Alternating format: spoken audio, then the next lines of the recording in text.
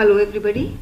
इस वीडियो में हम सीएफए पेपर 2 का ऑनलाइन टेस्ट पेपर 20AC06 के आर्गुमेंट के आंसर्स का डिस्कशन करेंगे। और जिसको भी ये पूरा का पूरा टेस्ट पेपर्स के आंसर चाहिए तो वो डिस्क्रिप्शन बॉक्स में जाएं और बॉटम की तरफ उनको दिखेगा 20AC06 164 वाला जो लिंक है उसमें क्लिक करना है और 164 का ऑनलाइन पेमेंट करके आप इस टेस्ट पेपर का आंसर ले सकते हो।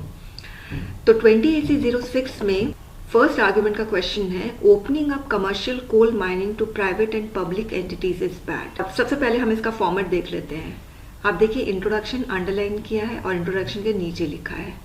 तो कोई कोई स्टूडेंट्स इंट्रोडक्शन के बगल में लिखते हैं, वो मत काम करना, बहुत मेसी लगता है। ऐसे तो इसमें कोई राइट एंड रॉन्ग चीज नहीं है, बस मेसी लगता है इसलिए बोल रही हूँ। आपके आंसर स्क्रिप्ट एकदम नीट एंड टाइडी होने चाहिए, तो इसीलिए आप इंट्रोडक्शन के नीचे लिखोगे। फिर फॉर लिखा है, फॉर को अंडरलाइन किया है इसके नीचे। अब कोई कोई फॉर लिख देते हैं, इसके साथ लिखते हैं argument in the favour of statement.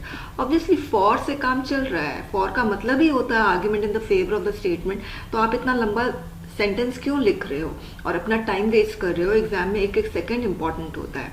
अब कोई कोई लिखता है opening up commercial coal mining to private entities and public entities is bad because.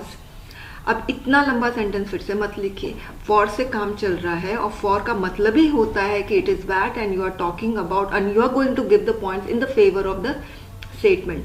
तो इतना लंबा लंबा मत लिखिए, एग्जाम में एक एक सेकंड मैटर करता है, तो do not waste your time unnecessary. अब फॉर में आप देख रहे हो 3 पॉइंट्स दिया है, गैप दो तीनों पॉइंट्स के बीच में। फिर अगेंस्ट है, तो वही चीज मैं बोल रही हूँ कि आप ये सब मत लिखो कि argument against the statement is not bad because, इतना मत लिखो, अगेंस्ट से काम चल रहा है। ओके, अगेंस्ट में 1 2 3 लिख दो, दोनों के बीच में गैप देना। और फॉर में जितने नंबर ऑफ पॉइंट्स होंगे अगेंस्ट में भी उतने ही नंबर ऑफ पॉइंट्स होंगे। फॉर का जरूरी नहीं है कि फर्स्ट पॉइंट को काउंटर करना है आपको अगेंस्ट में फर्स्ट पॉइंट में। ओके, ये जरूरी नहीं है काउंटर करना है। काउंटर कर रहे हो तो वेल एंड गुड, अगर नहीं है काउंटर करने के लिए, कुछ डिफरेंट पॉइंट्स है अगेंस्ट में लिखने के लिए, तब भी प्रॉब्लम नहीं है। फिर उसके बाद आप कंक्लूजन दोगे और अंडरलाइन करोगे और इस तरह से कंक्लूजन के नीचे लिखोगे। अब एक चीज आप ध्यान रखना कि बहुत सारे स्टूडेंट्स की ये क्वेरी होती है कि मैम आर्ग्यूमेंट में इंट्रोडक्शन और कंक्लूजन लिखना जरूरी होता है या नहीं। आर्ग्यूमेंट को ओपन करने के लिए आपको इंट्रोडक्शन देना होगा और इंट्रोडक्शन में आपको इसका स्टेटमेंट का बैकग्राउंड बताना होगा। इस बैकग्राउंड में आप ये बता सकते हो कि ये जो आर्ग्यूमेंट ट्रिगर हुआ है क्यों हुआ है, क्यों आज इसके बारे में बात की जा रही है कि ये बैड है या गुड है। फाइन, या तो आप हिस्ट्री बता सकते हो, या तो कोई वर्ड ऐसा यूज हुआ है आर्ग्यूमेंट वाले क्वेश्चन में, उस वर्ड का मीनिंग अनफेमिलियर है, तो फिर आप उसकी मीनिंग भी बता सकते हो। अब जैसे जुडिशियल किलिंग, तो ये बहुत कॉमनली यूज्ड वर्ड नहीं है, तो आप इसका मतलब बता सकते हो। मगर सपोज ऑनलाइन एजुकेशन पे आपका आर्गुमेंट क्वेश्चन आता है, तो आपको ऑनलाइन एजुकेशन का मतलब नहीं बताना है, तो आप अपना कॉमन सेंस यूज करिए कि इसमें हिस्ट्री बता सकते हैं, कि बैकग्राउंड बता सकते हैं, कि मीनिंग बता सकते हैं, या आर्गुमेंट क्यों ट्रिगर हुआ है ये बता सकते हैं।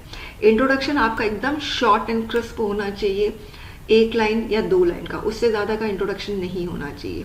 और कंक्लूजन भी आपका बहुत शॉर्ट होना चाहिए, 2 सेंटेंसेस के इसमें मैंने कंक्लूजन दिए है। बेसिकली आपको मार्क्स मिलते हैं 4 पॉइंट्स और अगेंस्ट पॉइंट्स में, मगर आर्गुमेंट को ओपन करने के लिए आपको इंट्रोडक्शन देना होगा। एग्जामिनर इसको भी चेक करता है। Okay, Since 1975, the Coal India Limited had been only the entity in the country that was allowed to sell coals. But in 2018, its monopoly ended when the government allowed private companies to mine the fossil fuel for commercial use. तो यहाँ पर मैंने argument क्यों trigger हुआ ये मैंने बता दिया है कि 2018 में गवर्नमेंट ने इसको प्राइवेट कंपनीज को दे दिया कोल माइनिंग का। ओके, तो इससे आर्गुमेंट आ रहा है कि भाई बैड है कि गुड है। तो फॉर में मैंने लिखा है coal was a corrupt business run by mine owners. तो मैं यहाँ पर बता रही हूँ बैड क्यों है। बैड इसलिए है क्योंकि माइन ओनर्स और कोल माफिया के कोलैबोरेशन के साथ होता था। ठीक है, उसके बाद कोल को नेशनलाइज कर दिया गया 1973 में। तो जब नेशनलाइज किया गया तो लेबर का वेजेस ज्यादा हुआ, करप्शन कम हुआ, टेक्नोलॉजी बेटर आई और कोल प्रोडक्शन में इंक्रीज हुआ। इससे हमें पता चलता है कि handling the coal mines over to the private players is against the national interest. वापस से कमर्शलाइजेशन हो जाएगा, वापस से करप्शन शुरू हो जाएगा, वापस से कोल माफिया का डोमिनेंस बढ़ जाएगा। ओके दूसरा मैंने इशू दिया है कि कोल पावर बहुत एक्सपेंसिव है और अभी जो कोल इंडिया है, जो कोल सेल करता है, वो इंटरनेशनल प्राइस से 40% लेस है।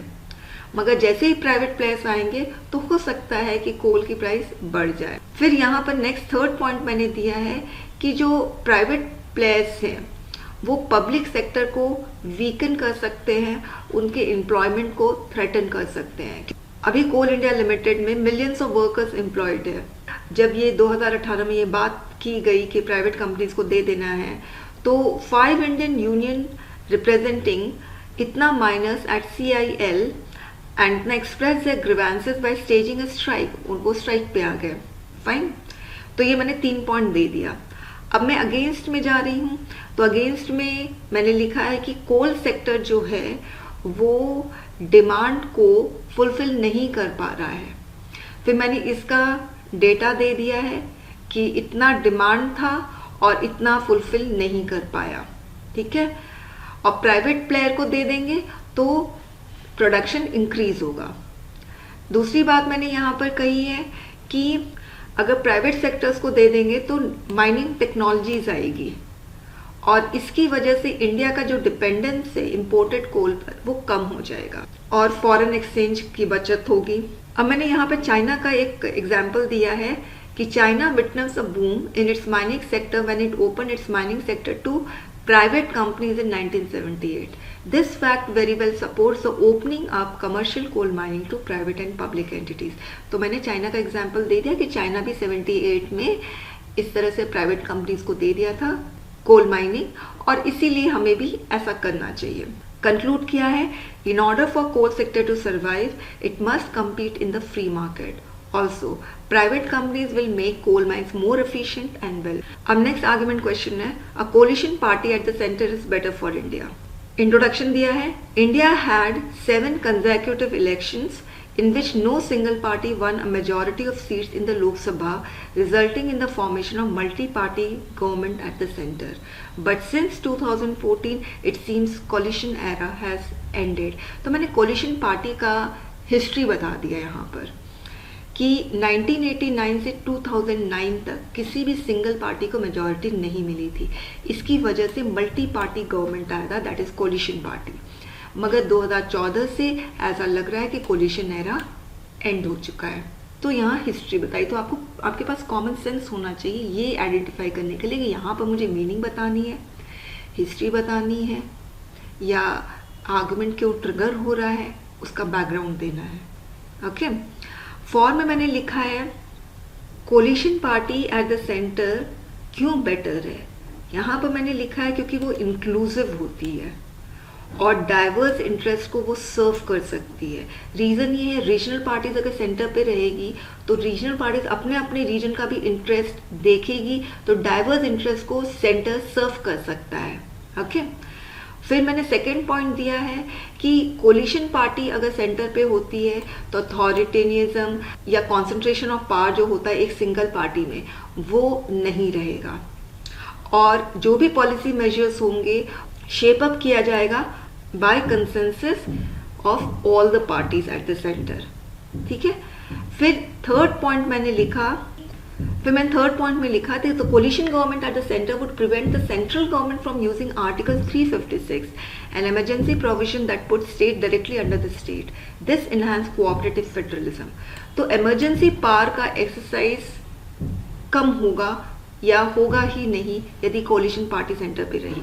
अगेंस्ट में लिखा है growth of factionalism on the basis of region and caste is the by product of coalition politics. तो इसमें मैं ये बता रही हूँ कि कोलिशन पार्टी अगर सेंटर में रहेगा तो उसकी वजह से फैक्शनलिज्म ग्रो करेगा और अलायंसेस के बीच में रिफ्ट क्रिएट होगा। कोलिशन पार्टी में यदि एक सिंगल पार्टी भी विड्रॉ कर लेती है अपना सपोर्ट तो फिर गवर्नमेंट ही गिर जाती है।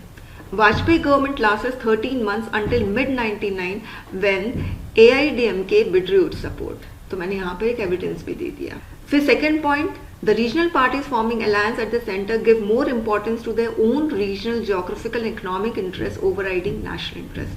तो रीजनल पार्टी जो सेंटर पे होती है वो लोग अपना रीजनल इंटरेस्ट देखती है, अपने स्टेट का इंटरेस्ट ज़्यादा देखती है, ना कि नेशनल इंटरेस्ट। थर्ड पॉइंट लिखा है स्लो पीस ऑफ की रिफॉर्म्स।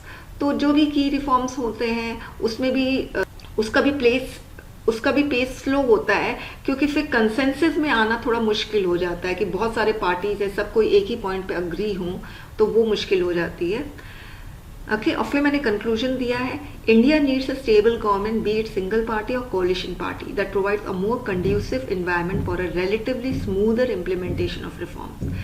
तो यहाँ पर मैंने ये बताया, चाहे सिंगल पार्टी हो या कोलिशन पार्टी हो, रिफॉर्म्स होने चाहिए, उसका इम्प्लीमेंटेशन होना चाहिए। तो स्टूडेंट्स, यदि इसका आपको आंसर चाहिए तो आप डिस्क्रिप्शन बॉक्स में 20AC06 का 164 का लिंक क्लिक करके ऑनलाइन पेमेंट करके ले सकते हैं ये फाइल। Thank you students.